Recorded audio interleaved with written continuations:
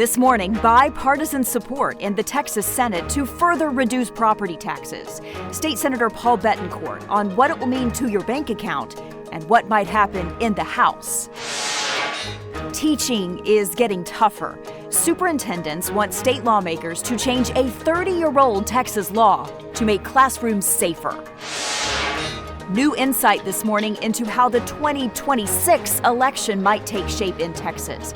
What likely Republican voters are saying about U.S. Senator John Cornyn. Speaker Burrows bows to conservatives, appointing all Republicans to chair committees. But Democrats are also pleased with their new positions. And Houston, we have a problem. It's spending hundreds of millions more than it has. Are there options besides raising taxes or cutting staff? City Controller Chris Hollins lays out the numbers for us. Inside Texas Politics with Jason Whiteley starts now. Good Sunday morning, everybody. I'm Teresa Woodard in this Sunday for Jason Whiteley. Let's get you started with some political headlines from across the state. We are getting our first glance at how the 2026 election might take shape in Texas. U.S. Senator John Cornyn's seat will be the biggest race in this state. Almost two-thirds of likely Republican voters say they would vote to re-elect him. 38% say they would support someone else. A lot of other names being discussed, including Texas Attorney General Ken Paxton and Congressman Dan Crenshaw. The University of Houston conducted this survey. Texas House Speaker Dustin Burrows appointed all Republicans to chair committees in that chamber. This is noteworthy because Democrats elected Burrows. Most Republicans in the House wanted somebody else. But Burrows bowed to conservative pressure, ending longstanding tradition in the House, and put all Republicans in charge of the committees. He did appoint 30 Democrats as vice chairs. And Lieutenant Governor Dan Patrick says he is willing to play hardball to get bail reform passed in the legislature. The Senate wants to deny bail for undocumented immigrants accused of felonies and not let anyone accused of violent or sexual crimes post bond either. The Senate has approved similar bills in the past. They have died in the House. Patrick says he will force a special session this summer if the House does not pass it this year. Up first this morning, the state's sky-high property taxes. The Texas Senate wants to increase your homestead exemption from $100,000 a year to $140,000. That means less of your home's value would be taxed, and in the end, you would pay a smaller bill. State Senator Paul Bettencourt, a Houston Republican, is behind the legislation. He took questions from Jason Whiteley. Senator Bettencourt, welcome back to the program. SB 4, which you are sponsoring, is going to raise the homestead exemption from $100,000 a year to $140,000 a year if passed. What does that mean to the average Texan like me? Well, it's good news for the average Texan, obviously. If you have one of 5.7 million homesteads in the state, you're going to see this bill actually do a reduction in your ISD tax bill of $363. But wait, we're not done yet. We've got additional compression as values go up, rates come down, and that's already budgeted for in SB 1, which is the budget bill. That adds another $133. So the grand total is $496 of savings, and that's pretty significant because $500 is still a good cut because $500 is $500. Indeed, it is these days. In this age of divided politics, I was kind of fascinated to see that you had 28 or 29 of the 31 senators sign on to this. Number one, how did you get that done? Number two, why not everybody? No, I ended up with 29 plus myself, 30 out of 31. I'm expecting the vote of the 31st. But the humorous thing is that the library, when they published the bill, I actually had 32 joint sponsors because they went back and they put Senator Patrick in as a joint author. So you just can't make it up. I think everybody's on this train because it is in bipartisan unanimity in the Senate, the fastest way and the most efficient way to get the biggest bang for our tax dollar cuts to homeowners. And I believe Nathan Johnson was the only name I didn't see on there yet from Dallas, Right. Democrat from Dallas. He's going to sign on, you think? Well, I mean, he didn't sign on last time we did it, but he did vote for the bill. But this is in this age of divided politics, you say it's just awesome to be able to roll out just on when you file the bill. Almost nearly unanimous consent in the Senate. And I'm hoping for a unanimous vote on the floor when we send it to the House. People will be watching this and say, listen, Senator, we appreciate the effort on trying to increase the homestead exemption. But the problem is that our values keep going up. And even if our local, school boards and our cities, et cetera, lower the property tax rate, we're still paying more every year. How do you arrest that? Well, first off, that's not true. When you look at your school taxes and you flip over all your property taxes since 2019, the average cut in school taxes is roughly 55%, where the silver hair legislature came in and said an increase to 440,000 would keep 80 to 90% of all seniors in the state from paying any property taxes at all. Zero. So the exemption is the most powerful tool a tax writer can use. So that's for seniors. What do you tell the rest of us, folks like me? Well, the folks like you, I want you to go look at it and show me that, because I already know the money. Show me the money. I know you're paying less. And this will continue what you pay less, because we're already doing both a homestead exemption increase and we're buying down the tax rate at the same time. That's why there's an aggregate $500. Now, we got a city, county, and special district issue. We're going to be holding hearings on that. Part of it is they've driven Mack trucks through disaster exemptions and incremental, calculations. I could bore the viewers to death, but they're taking advantage of the taxpayers, and it's going to stop. Senator, we always appreciate the time. Thank you, sir. No, thank you. All right, we are going to bring in the round table now. We have Bud Kennedy from the Fort Worth Star-Telegram with us, Ian Mitra from the Texas Tribune, and Bernadine Steptoe, the political producer at WFAA in Dallas. Good morning to you all. Thank you for being with us, as always. So SB 4 is the property tax bill that Senator Betancourt was just talking about. Again, increases that homestead exemption from $100,000 to $140,000. The Senate did pass this unanimously, but let's talk about what kind of reception it might get in the House. Bernadine, your thoughts. Do you believe that state reps are going to say, yeah, we're all on board? Oh, yes. This is almost a no-brainer. Okay. Because when it went before the voters the last time, they approved it overwhelmingly. And it's a win-win situation. They will be giving voters and homeowners a break in their tax. So I think it's going to just sail through. I remember that there was a big discussion during several special sessions about exactly how to give property tax relief to Texans a couple of years ago. Are we still in that situation where state reps may say, well, we'd like to do it a different way? Well, certainly there could be some discussion around that too, particularly in the House. But we just also have to remember that unlike 2023, we're working with a little bit of a smaller numbers here in terms of what we can work with in terms of the tax relief. So that's going to be a factor in this as well. Other debate may also revolve around rental property owners, which weren't necessarily addressed directly in this package too. So I think that's where the debates may kind of come around. Bud, what do you see in the coming weeks and months? Well, I think there's some voter fatigue going on here. It's like every session they come out and say, okay, this time we're going to fix these property taxes. And then they say, okay, now we fixed them. Then they come back in the next session, we got to fix these property taxes. So I think voters may be wondering if the $300 is really what they're going to get. In this case, the House is going to want to include renters and businesses and not just homeowners. Yeah, that's a big sticking point that I think is going to have a lot of discussion. All right, stay with us. We'll see you guys again in just a few minutes. When we come back, the Texas school district that spent $1.5 million last year for 12 problem students. Why superintendents say it's time to change a 30-year-old Texas law. And should taxes go up or positions be cut?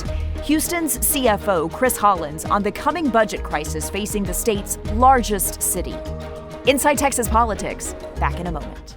Welcome back to Inside Texas Politics. Let's go to Houston now. The city budget there was already in the red by $220 million.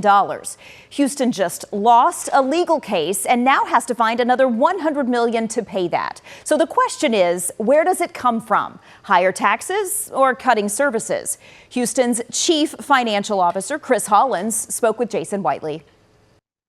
Mr. Hollins, welcome back to the program here. You called for drastic cuts to the city budget. You even suggested getting an emergency task force together with council leaders and Mayor Whitmire. Have you heard back from anybody on whether that's going to happen?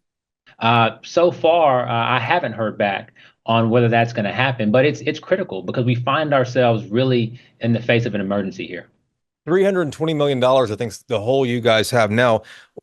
What kind of reaction have you had from council on how they think that they can close that hole, or even the mayor's office? We haven't heard directly from the mayor's office, so we know as much as you know in terms of what's been said in the public sphere. Conversations that I've had offline with council members, they express serious concern, but they're waiting from leadership from the mayor's office here. And frankly, so is the rest of the city. What's happening is, we've been on this track for some time now. And not just my office, but also Houston's ratings agencies have been saying, Houston, we see your costs going up and up and up. We see your debt load increasing, but we're not seeing a plan for how you're going to pay for all of this. And that's what we're waiting for, Jason. Chris, what kind of cuts could be made on the city budget that would add up to $320 million? What could happen? What's worst case scenario? You're looking at people, plain and simple. The challenge that cutting jobs, you mean? Is exactly. The challenges that we're having are in our general fund, most of which is our police, our firefighters. And then you look at the rest of city government, a lot of it is debt service, as I mentioned. And so you have a very small pie from which to cut if you don't want to go into public safety, where you're looking at hundreds and potentially thousands of jobs as the only way of solving this, unless you look at the revenue side. And what I've called for is looking at all available options, evaluating them for their financial impact and their impact to city services, and then making the smart decisions and leveling with the people of Houston about what it's going to take to move us forward. And that's what we're waiting to see. What kind of deadline is the city of Houston working towards on this?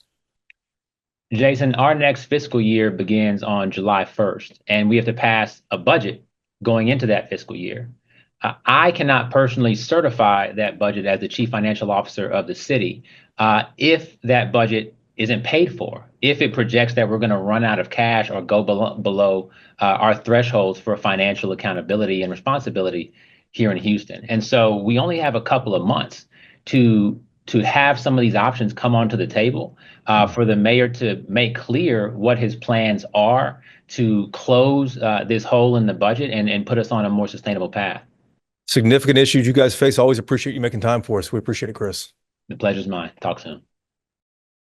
In Wiley ISD last year, the school district says it spent $1.5 million on 12 problem students. Districts across the state say they face similar problems. Superintendents say the solution is fixing a 30-year-old Texas law called the Safer School Act. Wiley ISD's superintendent, David Benson, is on Y'all-itics. We're really good at online learning.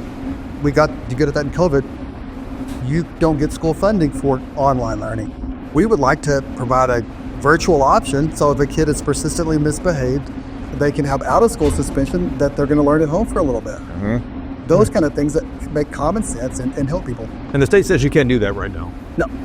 So you're looking for flexibility here. You're looking for local control here. I know that one of the other big things that you all are pushing for is sort of the center of all of this, which is a safer classroom. Yes. Because in some situations, it's getting out of control. It's way out of control. And here's the deal. We spent last legislative session making schools safe on the outside. And what we're going to try to do is provide some common sense legislation to make schools safer on the inside. There are students in our care that are hyper aggressive and have severe behavioral issues. And, an assistant principal in Corsicana had her eye put out in one of the, in a classroom the other day. The chair thrown. Yeah, chair thrown.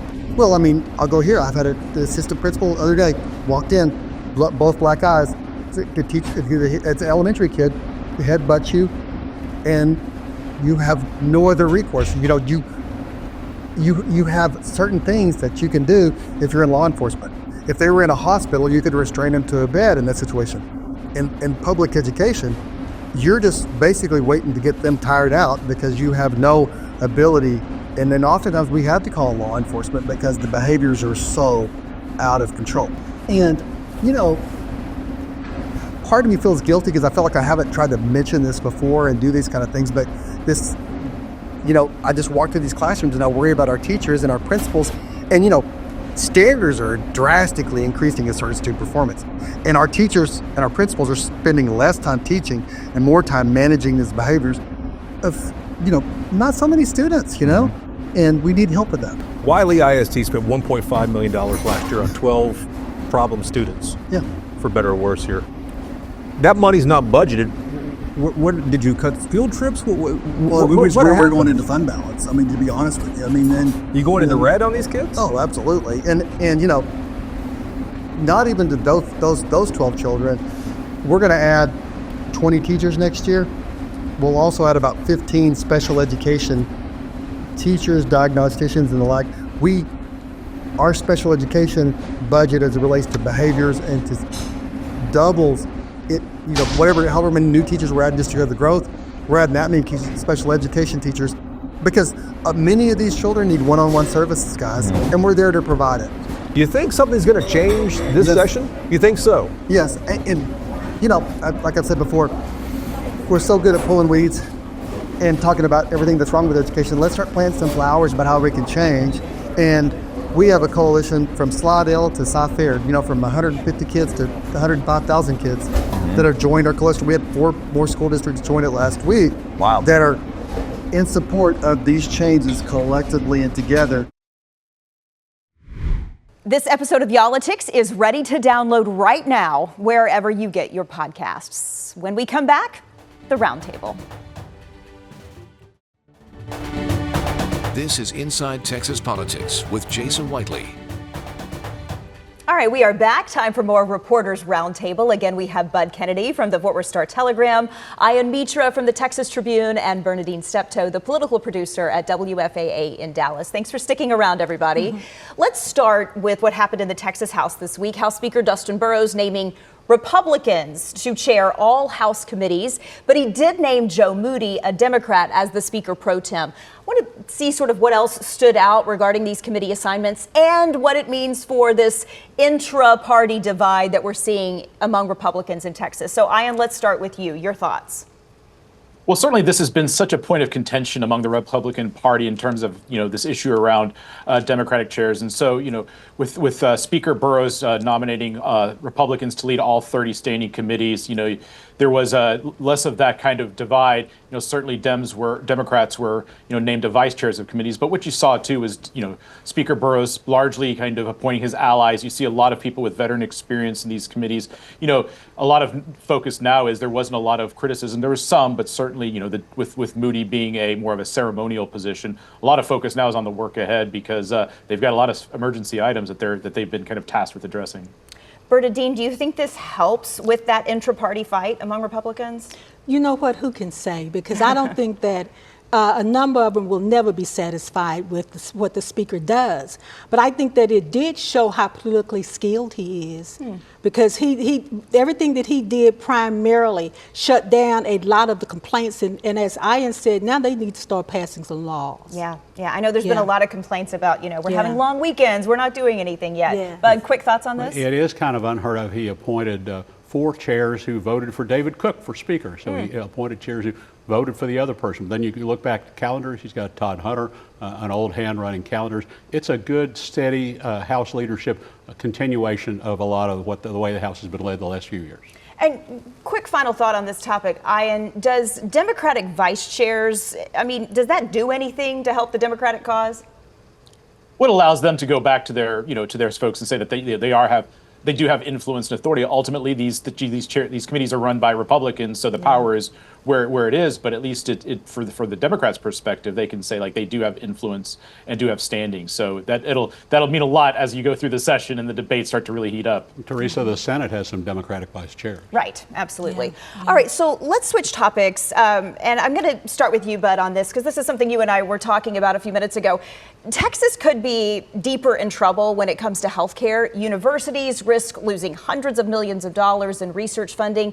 And as of Friday, going into the weekend, weekend, we were up to 48 cases of measles in 4 counties on the New Mexico border. Do you think the Texas legislature is paying attention to any of this? I'm worried about the outlook for health care in Texas, and I'm worried that I don't hear enough about it out of the legislature. You have all the potential loss of federal funding. You have billions of dollars in university research, $3 million at UNT and Texas, $3 million at MD Anderson. Counties, we haven't even talked about county public health is funded almost 2/3 by the federal government. So the potential loss to public health in Texas is tremendous. And we have these disasters, these crises going on at the same time. We have all these children people who've been thrown off Medicaid, who have to go out into the ACA market and get insurance or they'll be uninsured. We have a real problem. Not to mention bird flu beginning to spread, most definitely. Bernadine, your thoughts? And it's remarkable that the health care is not on any leader's emergency item list. And also, in the increase in measles, that's even interesting when all you have to do is get a vaccine. And you know, in the state of Texas, that's not very popular. Right. But it's really interesting that it's not a primary for any leader in the state of Texas. I am going to give you the quick final word. Your thought? Well, just to add on to what Bernadine said, it seems like the movement when it comes to vaccines is more about reaction to COVID and just the aspect of more around a choice around vaccines. So that's what we're seeing with legislation there. That's emphasized. That is exactly right. I know I was doing some research for a story this week, and that was what I was finding, was that there was a couple dozen bills that were filed regarding vaccines, and I don't know if any of them were supporting them. They were more saying we will not have mandates in this state. So, all right, Bud, and Bernadine, wonderful to see you guys as always. Thank you for your expert insight, most definitely. And thank you, everybody, for watching. We'll see you right back here next Sunday on Inside Texas Politics. Have a great week.